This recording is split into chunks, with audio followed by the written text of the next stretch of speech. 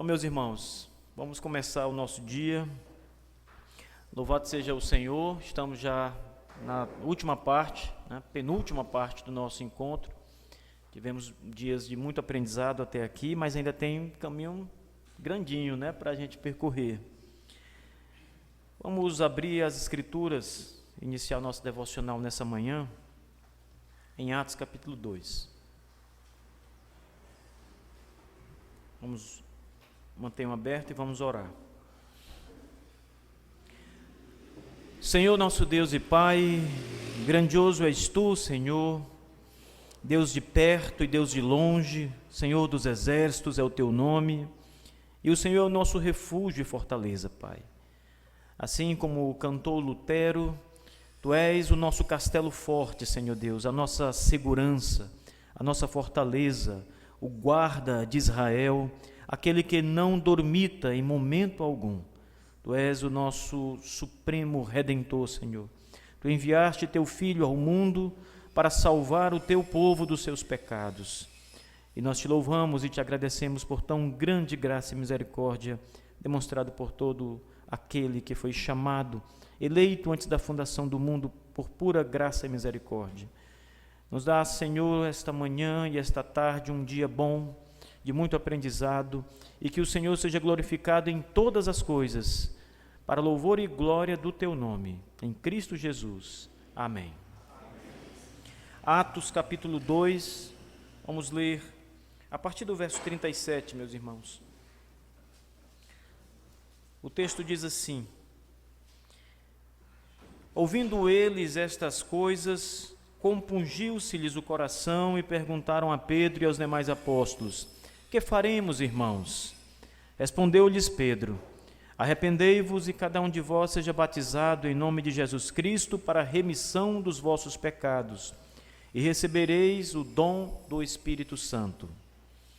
Eu quero apenas chamar a atenção dos irmãos e lembrá-los que o nosso ministério é um ministério do arrependimento, da pregação e do chamado ao arrependimento. O nosso ministério não consiste apenas em pastorear aqueles que já são crentes, mas Deus também nos chamou para pregar o Evangelho. Deus nos chamou para chamar os cativos, aqueles que estão sob o domínio de Satanás, que estão ainda sob as correntes do diabo, presos nas portas do inferno. Nós não podemos esquecer disso, irmãos. O que Pedro faz aqui em Atos 2, ele prega o Evangelho para uma grande multidão de pessoas que se encontrava ali no dia do Pentecostes, e ele fala de Jesus Cristo. Se vocês observarem o sermão de Pedro, que está no contexto anterior, vocês vão perceber que o apóstolo Pedro prega Cristo Jesus a essas pessoas. E essa pregação de Pedro, como mostra o texto que acabamos de ler, levou estes homens, mulheres, a ficarem com o coração compungido. Esta palavra traz a ideia de um coração apertado, traz a ideia de um coração que está pressionado de alguma forma. E isto aconteceu por causa do evangelho que foi pregado. De tal modo que essas pessoas então perguntaram a Pedro o que precisavam fazer para ser salvos. E Pedro diz: arrependei-vos dos vossos pecados. Portanto, o ministério que o Senhor nos deu é o ministério de pastorear o seu rebanho. Como ele disse a Pedro: cuida das minhas ovelhas. Essa palavra se aplica a todos os seus pastores. Mas o nosso ministério também é o ministério do arrependimento, de pregar a palavra de Deus e chamar os homens ao arrependimento. E o resultado disso, conforme a vontade de Deus, certamente é que muitos irão se arrepender dos seus pecados e crer no Senhor Jesus Cristo. Amém. Meus irmãos, hoje cabe a mim trazer a reflexão dessa manhã. Eu convido a igreja a abrir em Isaías capítulo 6.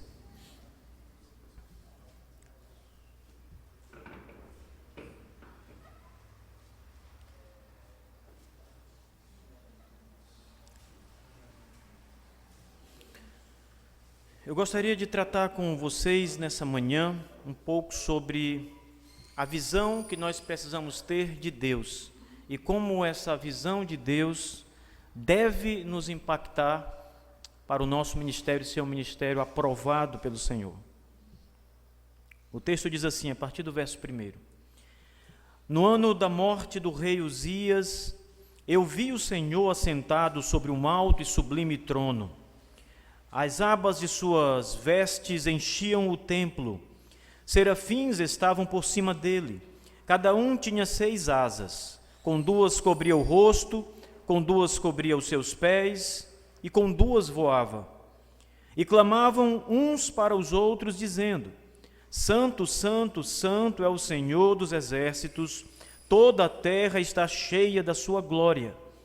As bases do limiar se moveram à voz do que clamava, e a casa se encheu de fumaça. Então disse eu: Ai de mim, estou perdido, porque sou homem de lábios impuros, habito no meio de um povo de impuros lábios, e os meus olhos viram o Rei, o Senhor dos exércitos. Até aqui.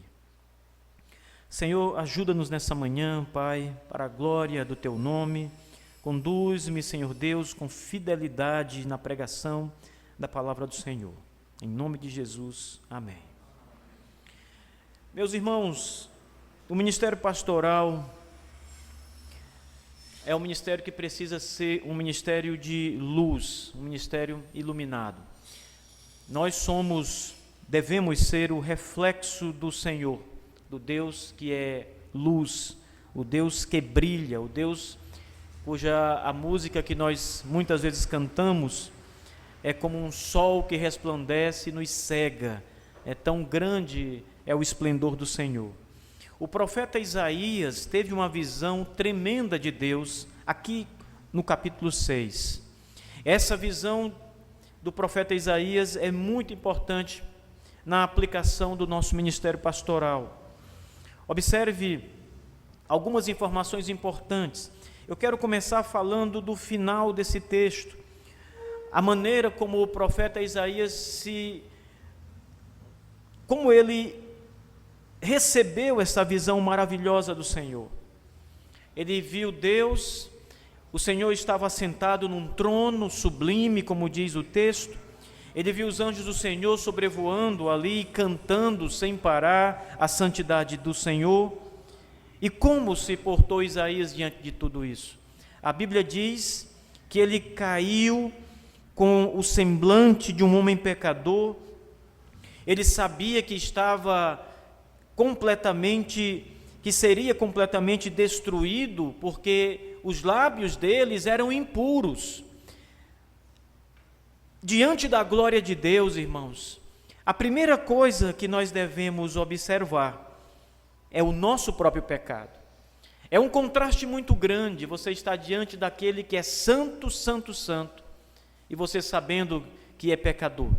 Você conhecendo os seus lábios, você conhecendo o seu pensamento, você conhecendo os seus olhos, a maldade dos seus olhos, você sabendo que os desejos que inclinam o seu coração são desejos caídos, são desejos inclinados ao mal. Mesmo nós que somos crentes em Cristo e pastores, ainda sofremos com o pecado. Mesmo o Espírito do Senhor estando sobre nós, ainda há uma forte inclinação ao pecado. E os nossos olhos desejam aquilo que é mal.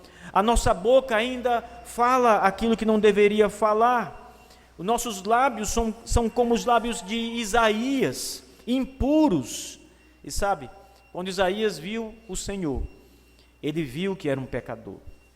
Quando Isaías viu a glória de Deus, Isaías viu a podridão de si mesmo, o seu pecado. Esse é um ponto importante.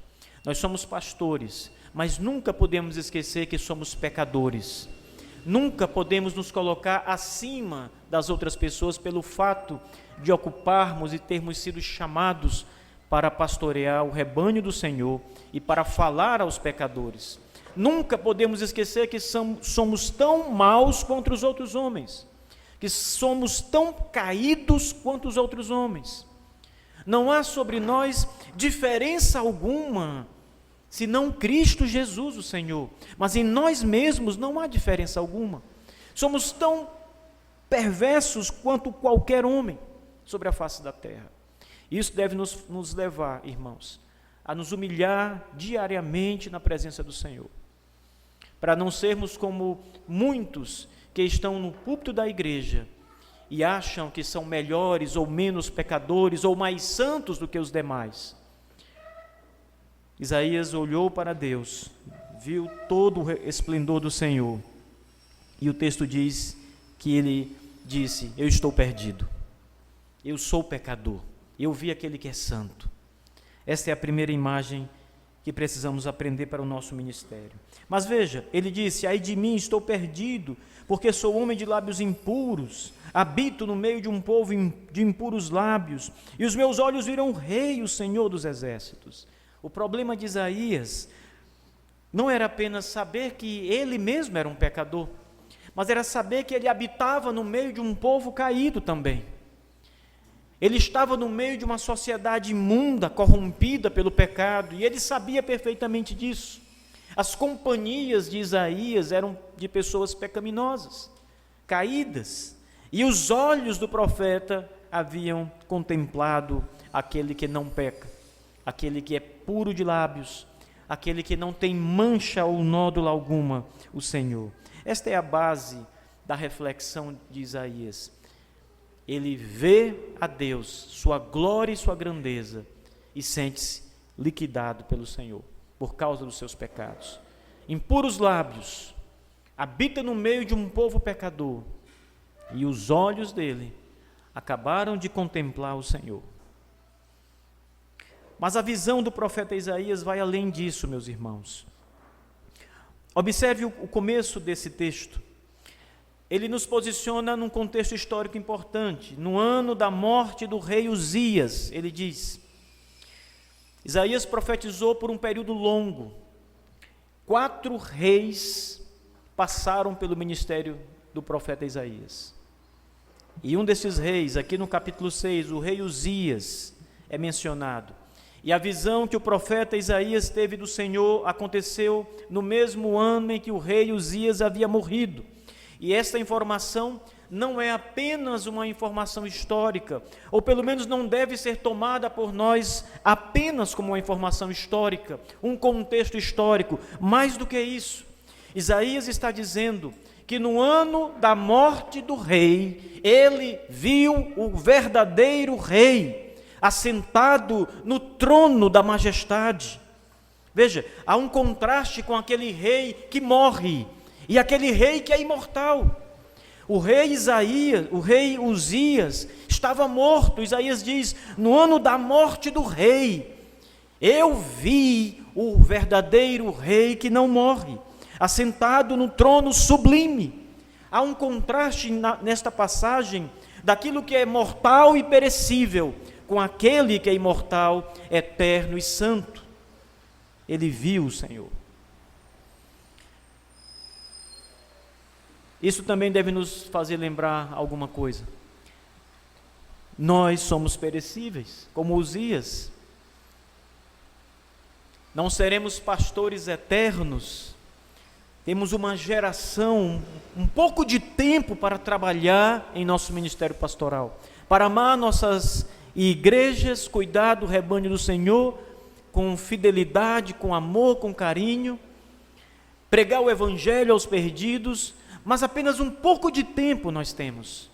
Como diz o irmão Leonardo Ronda, mais um dia para nos encontrarmos com o Senhor. Mais um dia passou, temos um dia a menos, o tempo está acabando. Mas Isaías viu aquele cujos dias não têm fim, aquele que nunca envelhece, cuja carne não pode perecer jamais, eterno, imortal, Rei dos reis, Senhor dos senhores. Veja, Isaías disse que viu o Senhor. Observe bem o versículo 1. No ano da morte do rei Uzias, eu vi o Senhor. Mas o Senhor não pode ser visto. A nossa confissão de fé diz que Deus é um espírito invisível, puríssimo, que não pode ser contemplado por olhos humanos. Moisés diz: Senhor, eu quero ver você, eu quero olhar para o Senhor, mas nem mesmo Moisés pôde ver a glória de Deus. senão o resplendor da majestade do Senhor. Ninguém pode ver Deus. O Senhor diz: vocês não viram jamais a minha aparência para fazer imagens de escultura ou coisa semelhante para me representar, porque eu não posso ser visto. É isso que Deus está dizendo. Mas aqui Isaías diz: eu vi o Senhor, Ele está assentado no trono. Isaías viu Cristo no seu trono. Ele viu o Logos eterno, pré-encarnado. É Cristo quem estava ali. É Cristo quem pode ser visto. O Pai não pode ser visto, o Espírito não pode ser visto, mas Cristo pode ser visto. Todas as vezes que nós encontramos nas Escrituras, ou pelo menos a grande maioria das vezes que encontramos na Escritura, aquela expressão, o anjo do Senhor, ela é uma expressão que aponta para uma aparição de Cristo pré-encarnado. O Senhor Jesus pré-encarnado. E aqui Isaías vê o Senhor assentado no seu trono. É Cristo quem está diante dele. É a majestade do Senhor que é vista por Isaías como que um fora de tempo. Alguém que viu Cristo antes que Cristo viesse ao mundo, fora de tempo. Ele disse: antes que Abraão existisse, eu sou. E Isaías viu o Senhor. Veja a glória de Deus, de Cristo Jesus, contemplada pelo profeta Isaías. O Senhor estava assentado num alto e sublime trono. Esta é a ideia da majestade do nosso Senhor Jesus Cristo. Ele é Rei eterno. Ele é o Senhor absoluto. O seu trono, conforme o profeta Isaías, é alto, é sublime.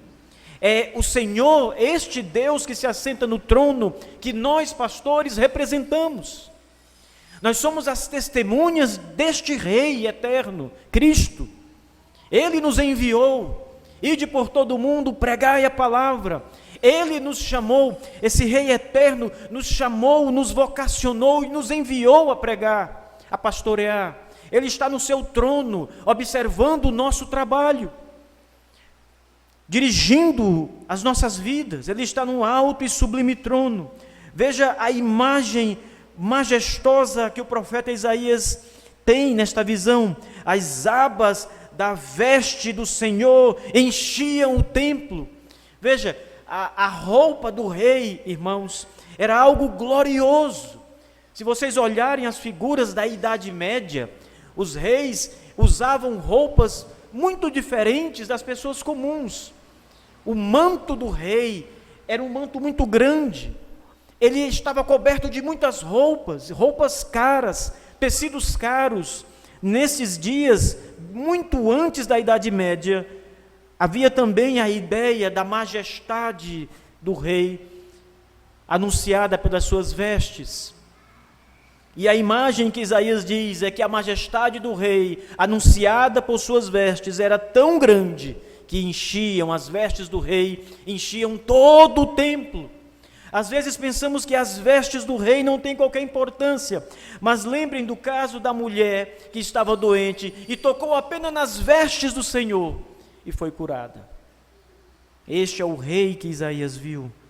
Suas vestes enchiam todo o templo. As abas da sua veste enchiam todo o templo. O rei estava cercado de santidade. Os serafins voavam ao redor do seu trono majestoso e sublime e cantavam, mas também nem mesmo os serafins podiam contemplar a Deus por causa da santidade de Cristo, o Senhor pré-encarnado. Observem, amados irmãos, que os anjos com 2 asas voavam, mas com outras 2 asas cobriam os rostos, os olhos, porque nem mesmo eles podiam contemplar a grandeza, a beleza de Deus. Só Cristo pode ser visto. E aqui estão os anjos todos, nos ensinando o que é a santidade de Deus. Os anjos que estão na presença de Deus não têm pecado algum. eles simplesmente não têm pecado, mas nem mesmo eles podem contemplar a glória de Deus, nem os anjos. O Senhor nos deu o privilégio de contemplar o seu Filho Jesus Cristo. Veja, amados irmãos, para encerrarmos, como os anjos cantavam, voando, com os olhos cobertos, eles clamavam uns para os outros, dizendo: Santo, Santo, Santo é o Senhor dos exércitos, e a terra inteira está cheia da sua glória. Esta imagem que nós temos que ter no nosso ministério pastoral também. Primeiro, a imagem que nos faz ver como pecadores. E segundo, a glória da majestade de Deus. Enquanto não estivermos cientes de que estamos a serviço deste Rei majestoso, glorioso, que nem mesmo os anjos podem contemplá-lo em sua glória, enquanto não entendermos que o Senhor que nos enviou está sentado no trono real, o trono do universo, enquanto não entendermos a magnitude da glória de Deus, os nossos ministérios não serão tão suficientemente bons. Mas a partir do momento em que começarmos a provar a glória do Senhor, a entender e a nos envolver com a glória do Senhor, o nosso ministério será muito mais edificante, será muito mais glorioso, porque estaremos compreendendo muito mais sobre Deus, como o profeta Isaías. Oremos, amados irmãos, pastores, seminaristas, para que o nosso ministério seja afetado por Cristo e sua glória, para que o nosso ministério seja afetado pela grandeza do nosso Senhor, e para que nós mesmos sejamos afetados pelo nosso pecado diante da glória de Deus. Que esse contraste seja vívido para todos nós. Somos pecadores, mas fomos chamados, purificados como Isaías, e chamados para pregar esse Deus glorioso e majestoso, que se fez carne, Jesus Cristo Senhor. Amém.